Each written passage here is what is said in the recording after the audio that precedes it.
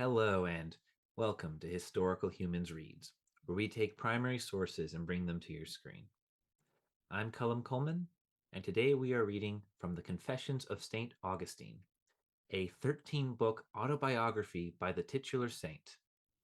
Composed in Latin from 397 to 400 CE, the Confessions follow St Augustine through his youth, as he reconciles the piety and the sin in which he lived during the course of his life. St. Augustine was the Bishop of Hippo from 396 to 430 CE and is one of the earliest doctors of the Church, a person whose writings hold special theological significance in Catholicism. For his adaptation of classical philosophical reasoning to Christian teaching, he is considered the most significant Christian thinker after the Apostle St. Paul. The teachings he lays out in the Confessions form the basis of the medieval Christian Church and continue to influence Christian theological philosophy to this day. Today we will be reading Book 1, chapters 5 through 7 of the Confessions of St. Augustine, wherein he contemplates the sinfulness and beginning of life. With that, let's begin. Oh, that I might repose on thee. Oh, that thou wouldest enter into my heart and inebriate it, that I may forget my ills and embrace thee, my sole good. What art thou to me? In thy pity teach me to utter it. Or what am I to thee that thou demandest my love? And, if I give it not, art worth with me, and threatenest me with grievous woes. Is it then a slight woe to love thee not? Oh, for thy mercy's sake, tell me, O Lord my God, what thou art unto me. Say unto my soul, I am thy salvation. So speak that I may hear. Behold, Lord, my heart is before thee. Open thou ears thereof, and say unto my soul, I am thy salvation. After this voice let me haste, and take hold on thee. Hide not thy face from me. Let me die, lest I die. Only let me see thy face. Narrow is the mansion of my soul. Enlarge thou it, that thou mayest enter in. It is ruinous. Repair thou it. It has that within which must offend thine eyes. I confess and know it. But who shall cleanse it? Or to whom should I cry, save thee? Lord, cleanse me from my secret faults, and spare thy servant from the power of the enemy. I believe, and therefore I do speak.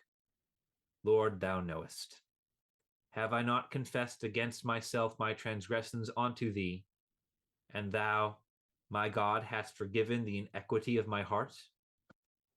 I contend not in judgment with thee, who art the truth. I fear to deceive myself, lest mine iniquity lie unto itself.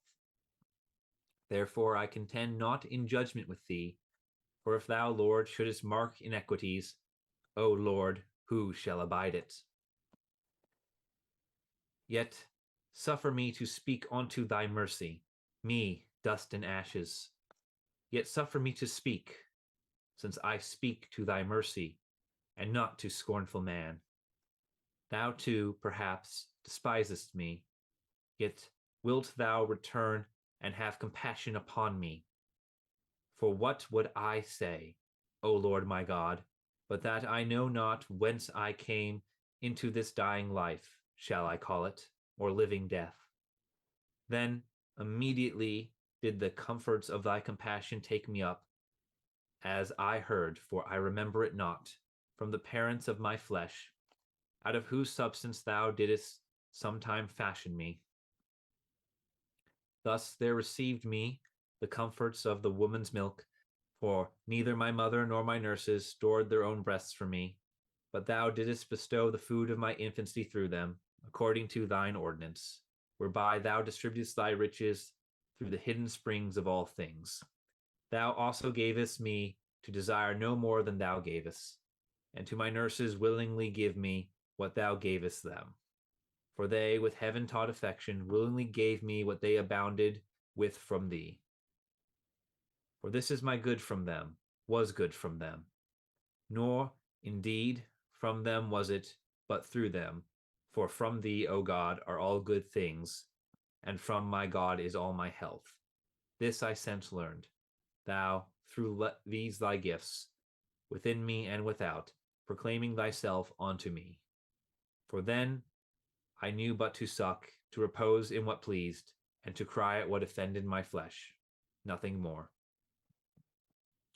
Afterwards I began to smile, first in sleep, then waking, for so it was told me of myself, and I believed it. For we see the like in other infants, though of myself I remember it not. Thus, little by little, I became conscious where I was, and to have a wish to express my wishes to those who could content them, and I could not.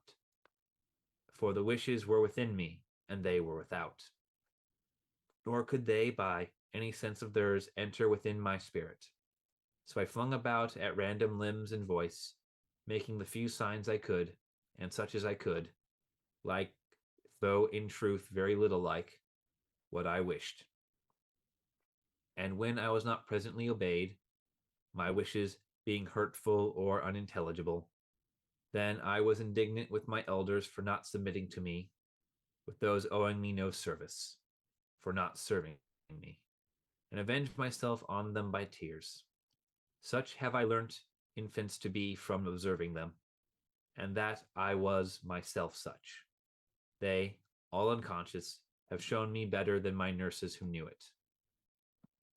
And lo, my infancy died long since, and I live. But thou, O Lord, who forever livest, and in whom nothing dies, for before the foundation of the worlds, and before all that can be called before, thou art, and art God and Lord of all which thou hast created.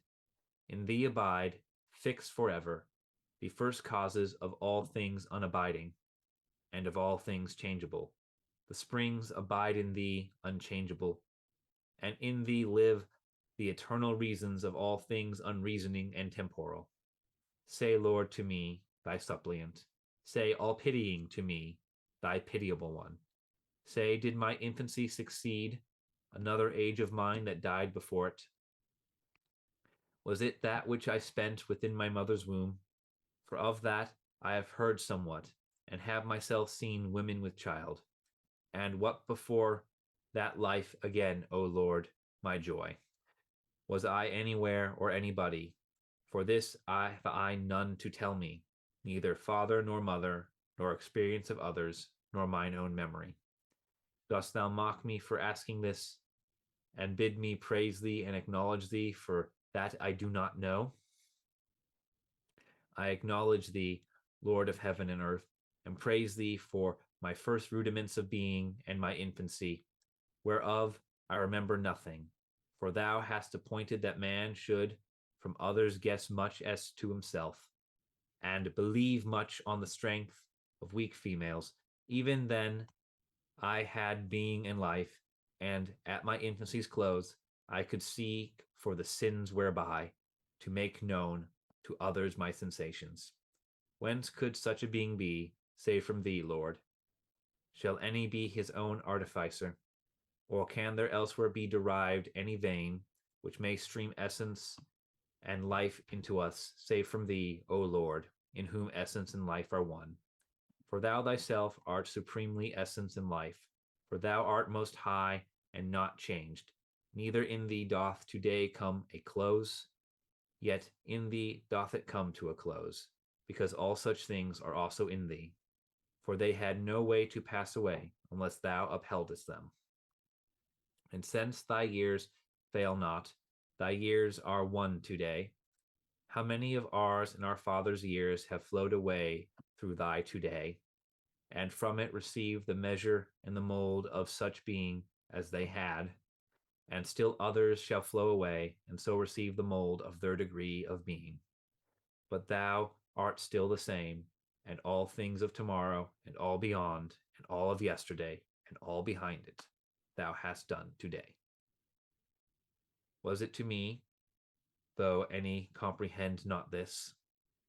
Let him also rejoice and say, what thing is this? Let him rejoice even thus, and be content rather by not discovering to discover thee, than by discovering not to discover thee. Here, O God, alas, for a man's sin, so saith man, and thou pitiest him. For thou madest him, but sin in him thou madest not.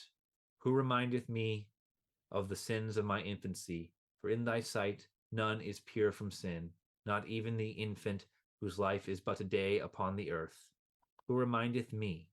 Doth not each little infant, in whom I see what of myself I remember not? What then was my sin? Was it that I hung upon the breast and cried? For should I now do so for food suitable my age, justly I should be laughed at and reproved. What I then did was worthy of reproof, but since I could not understand reproof, custom and reason forbade me to be reproved. For those habits, when grown, we root out and cast away. No man now, though he prunes, wittingly casts away what is good. Or was it then good, even for a while, to cry for what, if given, would hurt? Bitterly to resent that person's free and its own elders, yea, the very authority of its birth, served it not. That many besides, wiser than it, obeyed not the nod of its good pleasure, to do its best to strike and hurt because commands were not obeyed, which had been obeyed to its hurt. The weakness of infant limbs, not its will, is its innocence. Myself have seen and known even a baby envious. It could not speak, yet it turned pale and looked bitterly on its foster brother. Who knows not this? Mothers and nurses tell you that they allay these things by I know not what remedies. Is that too innocence? When the fountain of milk is flowing rich abundance, not to endure one to share it, though in the extremest need, and whose very life as yet depends thereon? We bear gently with all this, not as being no or evil sights, but because they will disappear as years increase. For though tolerated now, the very same tempers are utterly intolerable when found in riper years.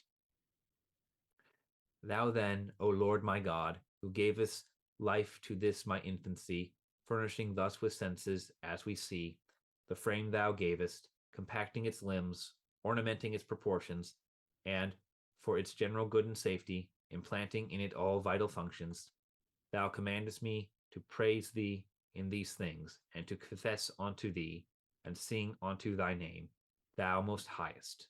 For thou art God, almighty and good. Even hadst thou done naught but only this, which none could do but thou, whose unity is the mold of all things, who out of thy own fairness makest all things fair, and ordest all things by thy law. This age then, Lord, whereof I have no remembrance, which I take on others' words, and guess from other infants that I have passed, true though the guess be, I am yet loth to count in this life of mine of which I live in this world. For no less than that which I spent in my mother's room is it hid from me in the shadows of forgetfulness.